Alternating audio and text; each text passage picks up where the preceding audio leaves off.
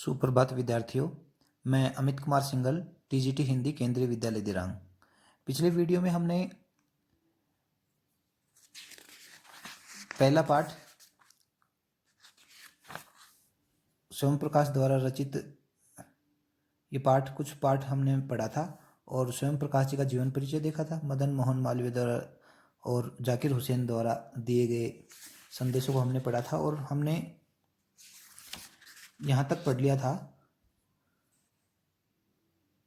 मुस्कुराता हुआ बोला मास्टर बनाना भूल गया, यानी ऐनक बनाना भूल गया। यहाँ तक हमने पढ़ लिया था। इसके आगे हम इस पाठ को पूरा करते हैं। पान वाले के लिए एक मज़ेदार बात थी, लेकिन हालदार साहब के लिए चकित और द्रवित करने वाली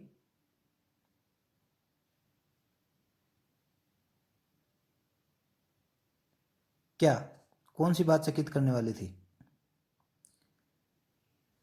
यानी यह ठीक ही सोच रहे थे। मूर्ति के नीचे लिखा मूर्तिकार मास्टर मोतीलाल वाकई कस्बे का अध्यापक था। यानी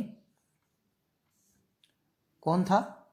मास्टर मोतीलाल कस्बे का एक अध्यापक था। चश्मे बदलने वाले का कौन करता था? हालदार साहब के लिए कौन सी बात चकित और द्रवित करने वाली थी? पान वाले ने मूर्ति के चश्मे के बारे में जो बात बताई थी वह हालदार साहब के लिए चकित और द्रवित करने वाली बात थी। बेचारे ने महीने भर में मूर्ति बनाकर पटक देने का वादा कर दिया होगा, बना भी ली होगी, लेकिन पत्थर में पारदर्शी चश्मा कैसे बनाया जाए, कांच वाला यह तय नहीं कर पाया होगा या कोशिश की होगी और असफल रहा होगा, या बनाते बनाते कुछ और बारीकी के चक्कर में चश्मा टूट गया होगा, या पत्थर का चश्मा अलग से बनाकर फिट किया होगा और वह निकल गया होगा। उफ। तो मूर्ति किसने कितने दिन में बनाई? मूर्ति ड्राइंग मास्टर मोतीलाल ने बनाई थी। हालदार साहब ने मूर्ति द्वारा चश्मा न बना पाने का क्या अनुमान लगाया कि या तो उसने बनाया कि इतनी कम अवधि में मूर्तिकार पारदर्शी चश्मा नहीं बना पाया होगा, और बना भी होगा लेकिन पारदर्शी चश्मा कैसे बनाया जाए। हालदार साहब को यह कुछ बड़ा विचित्र और कौतुक भरा लग रहा था।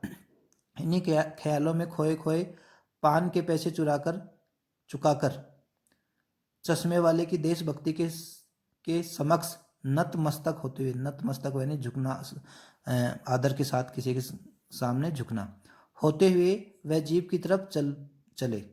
फिर रुके, पीछे मुड़े और पान वाले के पास जाकर पूछा, क्या कैप्टन चश्मे वाले नेताजी का साथी है या आज़ाद हिंद फौज का भूतपूर्व सिपाही है? हालदार साहब ने कैप्टन चश्मे वाले के बारे में क्या सोचा? या कैप्टन आज़ाद हिंद फौज का सिपाही होगा, या नेताजी सुभाष चंद्र बोस का क्या होगा? मित्र होगा, साथी होगा।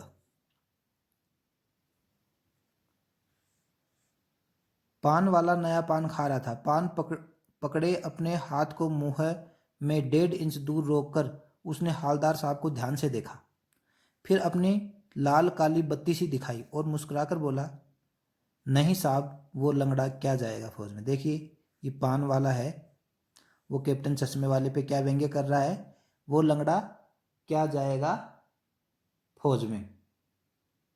तो ये बहुत ही कटाक्ष की बात है, उसने बहुत बुरा कटाक्ष किया है। हालदार साहब को पान वाले द्वारा एक देशभक्त का इस तरह मजाक उड़ाया जाना अच्छा नहीं लगा। देखिए, इसमें प्रश्न भी बनता है कि वो लंगड़ा क्या जाएगा फौज में, पागल। कैप्टन के प्रति पान वाले की टिप्पणी पर अपनी प्रतिक्रिया लिखिए। मतलब उसने गलत व्यंग्य किया था। हमें किसी भी देशभक्ति की भावना जो रखता है उस पर हमें कभी भी ऐसे आक्षेप नहीं करने चाहिए, ऐसे कटाक्ष नहीं करना चाहिए। तो इस तरह हालदार साहब को पान वाले द्वारा एक देशभक्त का मजाक उड़ाया जाना अच्छा नहीं लगा। पान वाले ने क्या मजाक उड़ाया था कि वह लंगड़ा क्या जाएगा फौज में। वो लंगड़ा क्या जाएगा फौज में। पागल है पागल, वो देखो वो आ रहा है, आप उसी से बात कर लो, फोटो वोटो छपवा दो उसकी कहीं। हालदार साहब को पान वाले द्वारा एक देशभक्त का मजाक उड़ाया जाना अच्छा नहीं लगा। मुड़कर देखा तो अवाक रह गया। एक बेहद बूढ़ा मरियल सा लंगड़ा आदमी, सिर पर गांधी टोपी और आंखों पर काला चश्मा लगाए, एक हाथ में एक छोटी सी संदूकची और दूसरे हाथ में एक बांस पर टंगे बहुत से चश्मे लिए अभी अभी एक गली से निकला था और अब एक बंद दुकान के सहारे अपना बांस टिका रहा था। इस बेचारे की दुकान भी नहीं, फेरी लगाता है। हालदार साहब चक्कर में पड़ गए, पूछना चाहते थे इसे कैप्टन क्यों कहते हैं, क्या यही इसका वास्तविक नाम है, लेकिन पान वाले ने साफ बता दिया था कि अब वह इस बारे में और बात करने को तैयार नहीं है। ड्राइवर भी बेचैन हो रहा था। देखिए यहाँ हालदार कैप्टन चश्मे वाले का रेखा चित्र प्रस्तुत किया गया। कैसा है वो चश्मे वाला? एक बेहद बूढ़ा मरियल लंगड़ा आदमी, सिर पर गांधी टोपी और आंखों पर काला चश्मा लगाए, एक हाथ में छोटी सी संदूकची और दूसरे हाथ में एक बांस पर टंगे बहुत से चश्मे, अभी अभी एक गली से निकला था और अब एक बंद दुकान के सारे बांस पर टिका रहा था। तो इस बेचारे की दुकान भी नहीं, किसकी?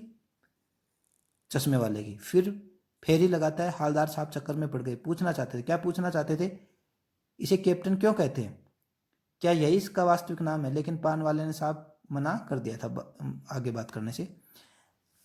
ड्राइवर भी बेचैन हो रहा था। अब यहाँ एक तो पान वाले का रेखा चित्र और एक चश्मे वाले का। पान वाला कैसा है? पान वाला यहाँ पीछे भी दिया गया है। पान वाले का रेखा चित्र के बारे में पूछे तो हम, एक काला मोटा और खुश मिजाज आदमी, काला मोटा और पान खाता है वो, ठीक है, और उसकी तूंद निकली हुई है, तोंद थिरकी।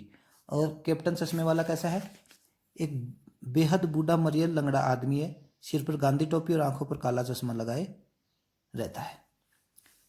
ड्राइवर भी बेचैन हो रहा था, काम भी था। हालदार साहब जीप में बैठकर चले गए।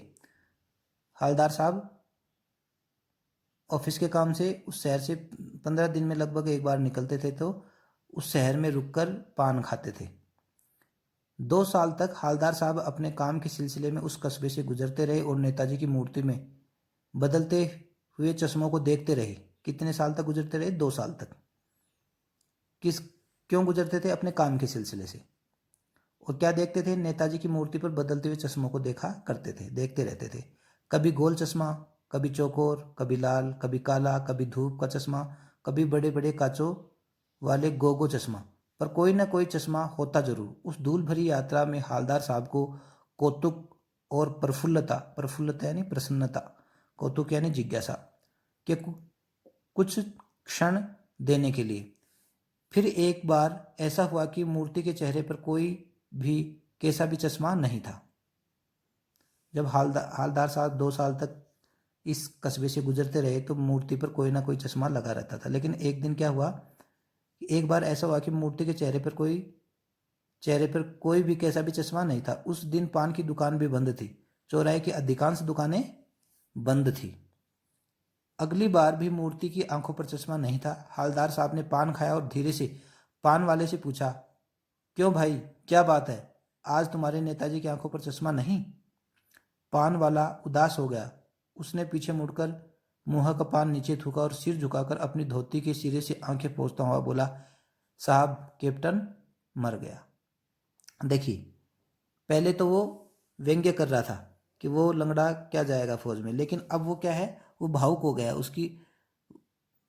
वो क्या है, अपनी आंखें पोंछ रहा। कौन? पान वाला। क्यों? क्योंकि वो कैप्टन चश्मे वाला मर गया है। और कुछ नहीं पूछ पाए। हालदार साहब कुछ पल चुपचाप खड़े रहे, फिर पान के पैसे चुकाकर जीप में आ बैठे और रवाना हो गए। और कुछ नहीं पूछ पाए। कौन? हालदार साहब। किससे? पान वाले से। कुछ पल चुपचाप खड़े रहे, फिर पान के पैसे चुकाकर जीप में आ बैठ गए और रवाना हो गए। बार बार सोचता क्या होगा उस कौम का जो अपने देश की खातिर घर गृहस्थी जिंदगी सब कुछ होम कर देने वालों पर हंसती है और अपने लिए बिकने के मौके ढूंढती है। यानी जो के पान वाले ने कैप्टन चश्मे वाले के बारे में टिप्पणी की थी तो हवलदार साहब को बहुत बुरा लगा था और वो मन ही मन सोच रहे थे, क्या बारी बार क्या सोच रहे थे, क्या होगा उस कौम का जो अपने देश की खातिर घर गृहस्थी, जवानी, जिंदगी सब कुछ होम कर देने वालों पर हंसती है। यानी जो अपने देश के लिए सब कुछ न्यौछावर करते हैं लेकिन फिर भी ऐसे गद्दार होते हैं देश में जो देने वालों पर हंसते और अपने लिए बिकने के मौके ढूंढते। दुखी हो गई। 15 दिन बाद फिर कस्बे से गुजरे। कस्बे से में घुसने से पहले ही ख्याल आया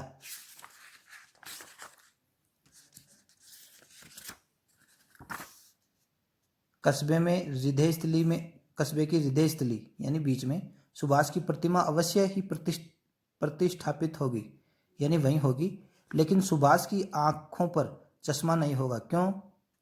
क्योंकि मास्टर बनाना भूल गया और कैप्टन मर गया। सोचो, आज वहां रुकेंगे नहीं, पान भी नहीं खाएंगे। ऐसा कौन सोच रहा है? हवलदार साहब सोच रहा है। क्या सोच रहा है? वो सोच रहा है कि अब वो मूर्ति तो वहां होगी लेकिन ना तो कैप्टन चश्मे वाला होगा ना मूर्ति पे कोई चश्मा होगा, तो आज पान नहीं खाएंगे, वहां नहीं रुकेंगे, पान भी नहीं खाएंगे, मूर्ति की तरफ देखेंगे भी नहीं, सीधे निकल जाएंगे। ड्राइवर ने कह दिया, चौराहे पर रुकना नहीं, आज बहुत काम है, पान कहीं आगे खा लेंगे। तो एक तो दो चीजें हैं इसमें। जो पान वाला है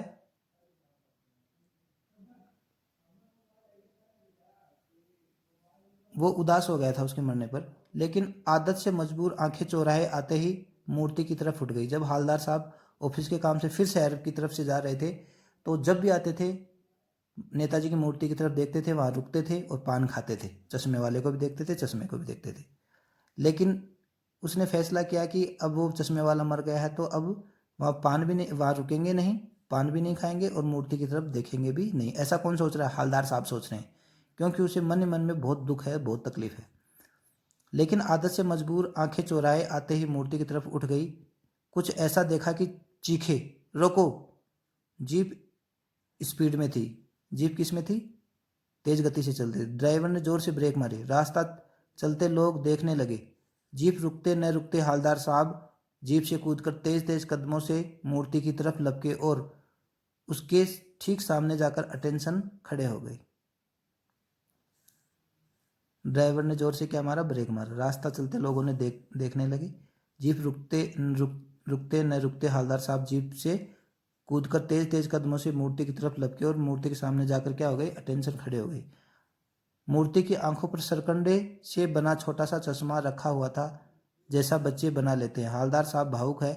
इतनी सी बात पर आंखें भर आई। हवलदार साहब की आंखें क्यों भर आई? क्योंकि उन्हें लग रहा था कि आज भी लोगों में देशभक्ति की भावना जिंदा है। तो इसमें एक प्रश्न ये है कि हवलदार साहब ने ड्राइवर को चौराहे पर गाड़ी रोकने के लिए मना किया, आज रुकेंगे नहीं और पान भी नहीं खाएंगे, लेकिन बाद में तुरंत रोकने को कहा। तो में हवलदार साहब पहले मायूस हो गए थे। क्यों हो गए थे? जब हवलदार साहब नेताजी सुभाष चंद्र बोस की मूर्ति की आंखों पर चश्मा नहीं देखा तो वे मायूस हो गए थे। उन्होंने सोचा था कि कैप्टन के मरने के बाद नेताजी की मूर्ति पर चश्मा लगाने वाला कोई नहीं होगा। वे बिना चश्मे के मूर्ति को नहीं देखना चाहते थे। अब ये जो मूर्ति पर क्या लगी है? सरकंडे से बने छोटा सा चश्मा लगा है। वो क्या उम्मीद जगाती? ये उम्मीद जगाती है कि अभी भी देशवासियों में और विशेषकर नई पीढ़ी में देश के लिए बलिदान देने वाले महान एवं वीर व्यक्तियों के प्रति श्रद्धा और देश के प्रति प्यार का भाव जीवित है। तो हमें भी हमारे देश के प्रति बेहद प्यार रखना चाहिए, बेहद प्रेम करना चाहिए हमें भी देश से। हवलदार साहब इतनी सी बात पर भावुक क्यों हो गए? हवलदार साहब नेताजी की मूर्ति पर सरकंडे देकर इसलिए भावुक हो गए उठे क्योंकि उन्हें लगा कि देश के बड़े लोग ही नहीं, बच्चे भी महान वीरों के प्रति सम्मान की भावना रखते हैं। ये नेताजी की यहाँ आंखें भर आई हैं। तो वो हवलदार साहब सोच रहे हैं कि बड़े ही नहीं, छोटे बच्चे भी महान देशभक्तों के प्रति श्रद्धा भाव रखते हैं। तो विद्यार्थियों, आशा है कि ये पाठ समझ में आया होगा और आप इस वीडियो को ध्यानपूर्वक देखिए। मैंने अप्रैल में भी ये पाठ आपको पढ़ा दिया है और अब दोबारा रिवीजन करवाया है आपको। तो इन दोनों वीडियो को आप अच्छी तरीके से देखिए, आपको ये पाठ बिल्कुल समझ में आएगा। इसके प्रश्न उत्तर हम नेक्स्ट वीडियो में कर लेंगे। धन्यवाद।